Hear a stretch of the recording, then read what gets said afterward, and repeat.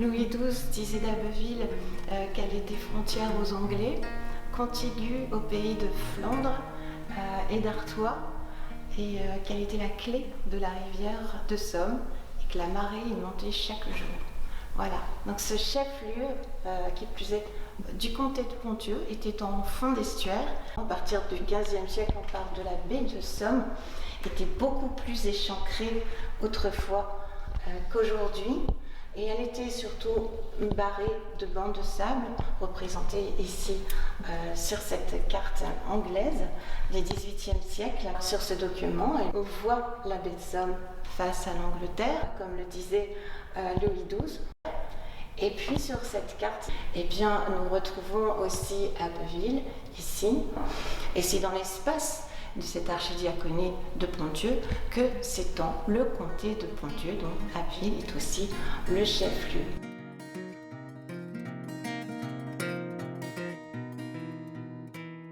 Il faut savoir quand même que depuis les origines, à Abbeville, vous avez des commerçants qui venaient de tous les horizons.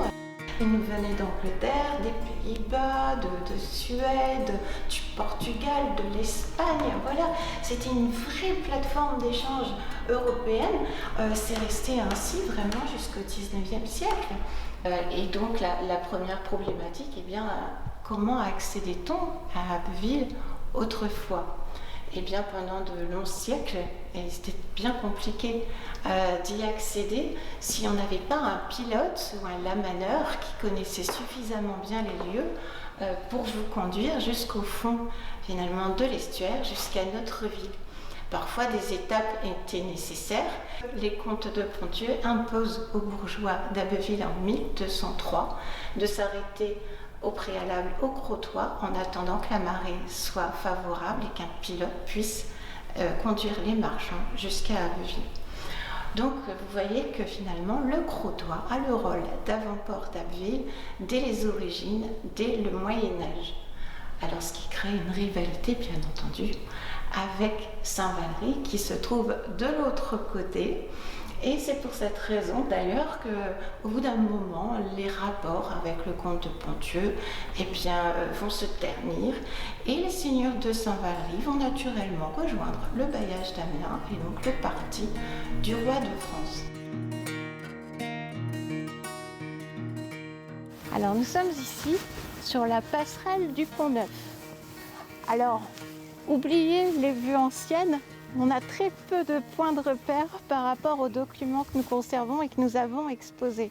En fait, il faut juste se retourner et imaginer le quai du Pont-Neuf qui est sur la place derrière et les deux arches du Pont-Neuf un peu plus loin que cette passerelle, voilà, qui enjambe en fait le canal marchand qui vient se déverser dans le fleuve Somme. À ce même emplacement, nous trouvions au Moyen-Âge la fosse de Valoir qui servait de refuge aux bateaux. Ce n'est qu'au XVIIe siècle qu'on décide de construire un pont à cet emplacement pour faciliter la communication entre les deux quartiers et surtout aussi les évacuations en cas d'incendie. Alors, ces institutions, l'amirauté et le grenier à sel, existent jusqu'en 1792.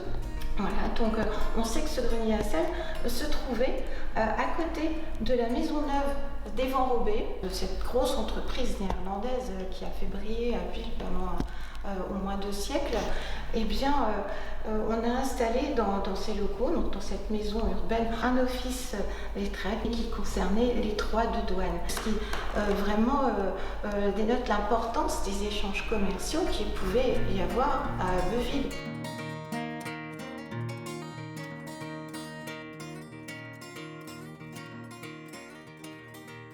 Autour du passé maritime, bien des métiers, bien évidemment. Ces informations, eh bien, on les retrouve en particulier dans les statuts de corporation. Quand on parle de corporation, eh bien, il s'agit des différents métiers. Il y avait des règles à respecter. Alors à Abbeville, vous trouvez des pages sur les drapiers. Et ils ont fait la célébrité d'Abbeville. Voilà, ça aussi, quand on revient au commerce, on retrouve les draps d'Abbeville sur les marchés italiens au XIIIe siècle. Alors nous sommes ici à l'entrée de la rue des Poulies qui donne sur la place Saint-Jacques. Alors pourquoi l'appelait-on ainsi? Eh bien à cause des poulies qui étaient utilisées notamment pour le séchage des draps. On sait que c'est une activité de la production abilloise très importante depuis le Moyen-Âge. Voilà. Et puis on peut aussi imaginer que dans ce quartier, eh bien, on préparait aussi, on fabriquait les voiles pour les bateaux. Chaque métier finalement était attaché à une paroisse et à un saint particulier. Voilà, ça fait partie du fonctionnement des corporations, voilà, avec des obligations aussi de verser certaines sommes dans les caisses du saint et de l'église en particulier. Donc on avait le quartier par exemple de Saint-Jacques et de Saint-Georges où on retrouvait donc les charpentiers de navires. Bien, on est à l'emplacement de l'église Saint-Jacques, plein cœur de la paroisse Saint-Jacques, le quartier des Mariniers. Ici, c'est comme un point de névralgie. On n'est pas très loin de la pointe. Au XVIIe siècle, c'était pas moins de 200 maisons de charpentiers de navires qui se trouvaient ici. On retrouve aussi les matelots, aussi les charpentiers. Un petit peu plus bas, eh bien, les corderies et le chantier naval. Comme les autres métiers, les charpentiers devaient suivre des règles. Eh bien, les charpentiers de navires, par exemple, n'avaient pas le droit d'aller sur les chantiers de construction, voilà, sauf quand il y avait une pénurie de main-d'œuvre, là où ils étaient autorisés à le faire. Alors parmi les bateaux qui sont construits, dans nos sources, on retrouve au XVIIIe siècle des caisses, voilà, des caisses qu'on n'utilise plus favorablement pour le commerce et la pêche, et puis aussi le brigantin, l'ancêtre du brick du XIXe siècle.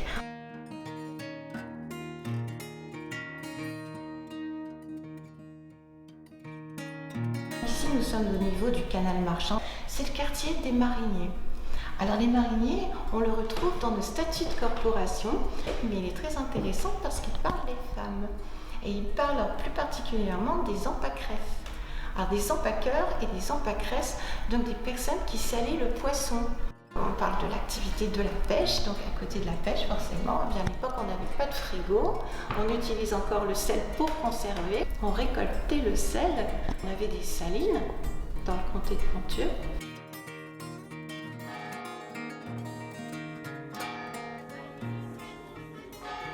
Alors revenons à ces corporations. Là, ce qui nous intéresse plus particulièrement, eh bien, ce sont les brouettiers ou les brouetteurs. Voilà tous ces bateaux qui arrivaient à Abbeville. Et finalement, il y avait plusieurs étapes. Il y avait des ponts, voilà, il fallait arriver jusqu'au marché. Eh bien, on faisait appel aux brouettiers aussi pour décharger les bateaux et amener les différentes marchandises chez les commerçants. Ces métiers, comme je vous le disais, étaient très réglementés. Ils étaient obligés de passer par le centre-ville pour faire peser leurs charges. Ensuite, ici, ce qui déterminait leur rémunération, c'était le trajet qu'ils devaient effectuer. Et ensuite, ils devaient toucher, voilà, leur argent.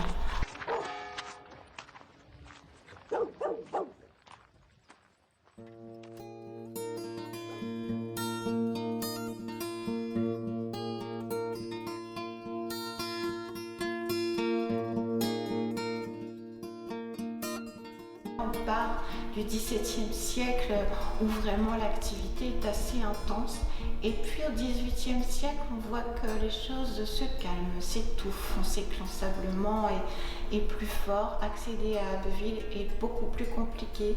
Les livraisons étaient ralenties, il fallait attendre les marées, et les commerçants abbvillois finalement éprouvaient de réelles difficultés dans leurs affaires. Il a fallu attendre vraiment la fin du XVIIIe siècle pour que la famille Plantard et Delattre à sa suite vienne essayer de redynamiser tout ça. Cette famille a commencé à renvoyer des bateaux vers les Pays-Bas, par exemple, voilà, à redynamiser le commerce. Plantard lui pense à un autre canal, voilà. Et le canal qu'il va dessiner finalement au niveau des fortifications, c'est ce canal de transit qui sera creusé au XIXe siècle. Donc lui, il avait déjà vu l'intérêt de ne plus utiliser ce canal marchand. Et puis surtout en matière de balisage, il avait compris, elle faisait partie des seuls justement qui mettaient en avant l'importance du balisage en baie pour permettre aux bateaux d'arriver à Abbeville. Malgré toute la bonne volonté de Plantard, les choses ont continué à s'endormir. Et on voit, s'il n'a pas été suivi, quelle importance quand même il a pu avoir dans cette réflexion. On réfléchit à cet ensablement qui nous perturbe. On sait que la Somme, le fleuve Somme, est canalisé. Donc depuis 1770, les travaux ont été engagés depuis sa source à Font-Somme dans l'Aisne. Et puis on songe de plus en plus sérieusement au débouché maritime de ce canal qui devient une nécessité absolue. Cette très belle carte qui représente une partie du Marcanterre finalement est une synthèse des différents projets qui avaient été construits autour de la canalisation, le canal maritime, donc cette portion entre Abbeville et la mer. Donc les deux projets, l'un favorisant Saint-Valery qui sera réalisé, le projet qui favorisait le Crotoy, donc par ce canal dont on parle peu finalement. Et puis cette canalisation de l'Authie et de la Mai, ça c'était un projet qui remontait au Moyen-Âge, au XIIIe siècle déjà, on en parlait, pour redynamiser justement le Crotoy et faire revenir plus facilement les bateaux.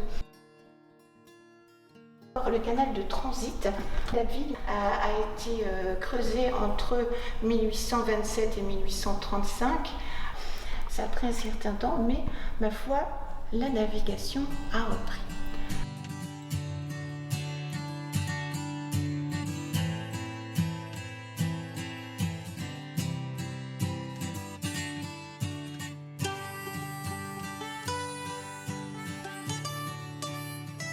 Au XIXe siècle, on assiste à un renouveau de la navigation grâce notamment à la canalisation du fleuve Somme. Alors face à ce retour des bateaux dans le port, on décide de procéder à de nouveaux réaménagements et entre 1839 et 1845, ce quartier va être en travaux et on va construire le fameux quai sur lequel nous nous trouvons. Derrière moi, l'ancien entrepôt des douanes qui sont devenus les magasins généraux à partir de 1863. Cet entrepôt des douanes est symbolique du renouveau du site portuaire maritime abbevillois, puisque jusqu'en 1839 au moins, le port d'Abbeville se situait au Pont-Neuf. Ici venaient s'amarrer les bateaux de plus fort tonnage qui ne pouvaient pas aller plus haut. Et puis là, nous arrivons donc première moitié du XXe siècle, donc avec le quartier, les habitants, c'était vivant, il y avait des pots de tabac, des cafés, etc. Par exemple, là on est avant la Première Guerre mondiale, autour de ce torpilleur, le torpilleur Aquilon, on ne sait pas vraiment par quel mystère il est arrivé ici. Et puis, nous arrivons donc à cette période Deuxième Guerre mondiale, qui perturbe bien évidemment la navigation. Et puis les bateaux qui reviennent vraiment donc dans les années 50. Là, vous voyez un bateau finalement qui est chargé sur le quai du Silo le 20 janvier 1956. C'est un bateau anglais qui vient charger du blé, qui va repartir pour Londres, qui est représenté ici. Alors, voilà un petit peu le point de conclusion. Au niveau des sources et de nos bornes chronologiques, nous arrivons au milieu du XXe siècle. Ce passé maritime qui semble si lointain pour nos jeunes et même pour certains adultes, finalement n'est pas complètement oublié.